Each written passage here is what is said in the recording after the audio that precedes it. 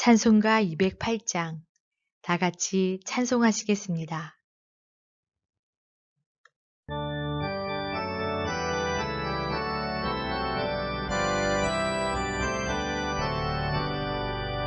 내 주의 나라와 주 계신 성전과 피 흘려 사신 교회를 늘 사랑합니다. 내 주의 교회는 전성과 같아서 눈동자같이 아끼사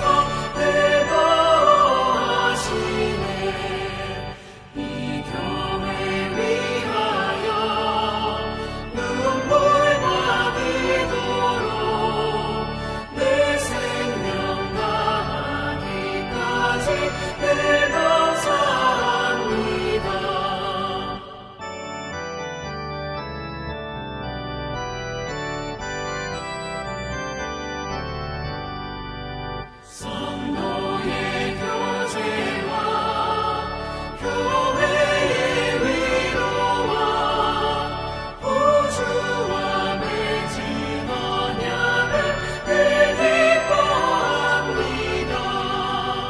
하늘의 영광과 베푸신 은혜가 진리와 함께 영원히 시온에 넘치네. 아멘.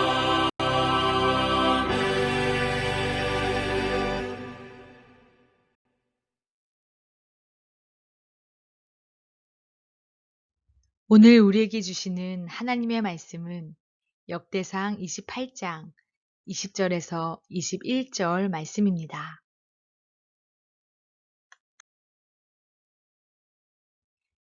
20절 상 함께 읽겠습니다. 또 그의 아들 솔로몬에게 이르되 너는 강하고 담대하게 이 일을 행하라. 두려워하지 말며 놀라지 말라. 아멘.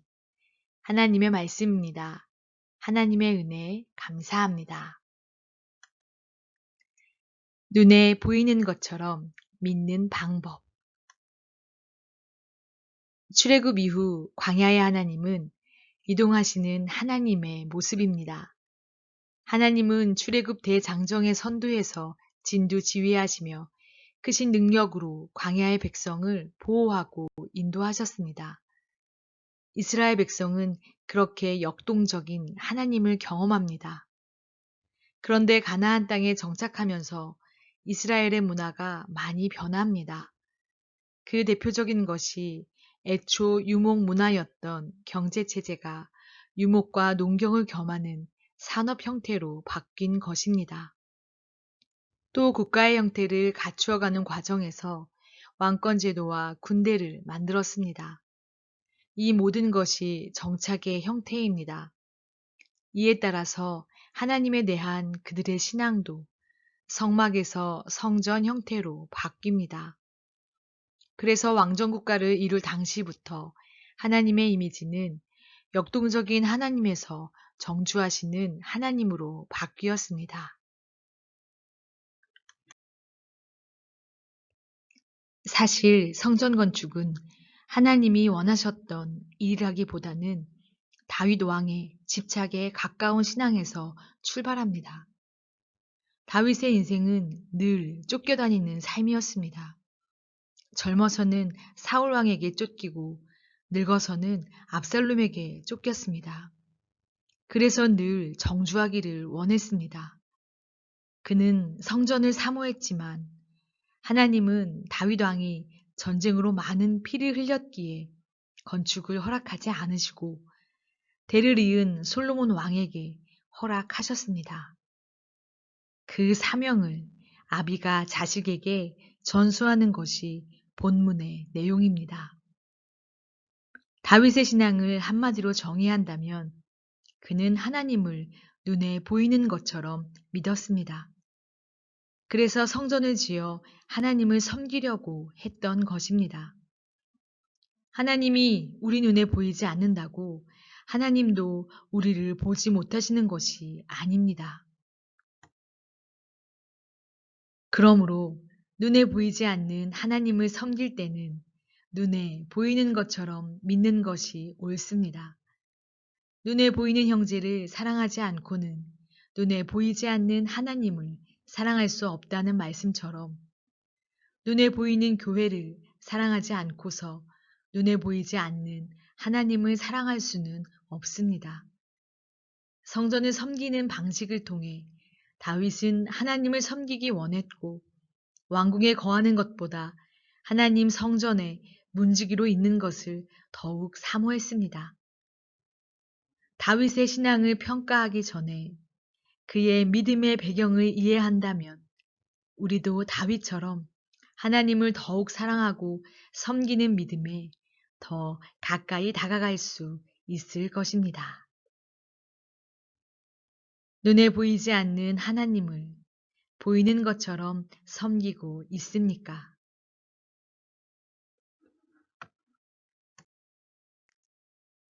다 함께 기도합시다.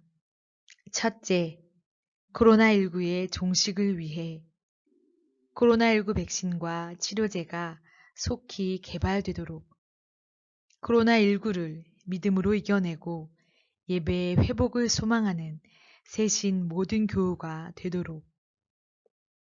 둘째, 민족의 평화 통일을 위해 다툼과 오해를 벗어나 남과 북 화합의 시대로 접어들 수 있도록 하나님의 통치하심이 온 세계 위에 있고 세계의 평화의 시대를 열어가도록. 셋째, 해피칸타타 생명플러스 1111을 위해 417명의 태신자들이 구원과 생명의 길을 걸어갈 수 있도록 복음을 전하는 우리들이 더욱 담대해지고 온 가정이 말씀으로 든든히 세워가도록 이 시간 합심해서 기도하신 후에 제가 마침 기도하겠습니다.